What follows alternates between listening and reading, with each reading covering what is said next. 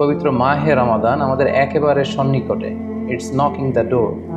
আল্লাহ রাসূল সাল্লাল্লাহু আলাইহি ওয়াসাল্লাম এবং সাহাবারা রমাদানুল মুবারক আসার 2 মাস আগ থেকেই কবে রমাদান মাস আসবে এজন্য ব্যাকুলতা প্রকাশ করতেন, উদ্গ্রীব হয়ে থাকতেন যে আমরা রমাদান পাবো কিনা, কখন রমাদান আসছে।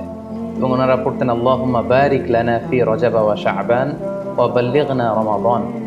অর্থাৎ হে আল্লাহ, আপনি রজব এবং শাবান মাসে আমাদের বরকত দিন এবং রমাদান পর্যন্ত আপনি আমাদেরকে পৌঁছে দিন।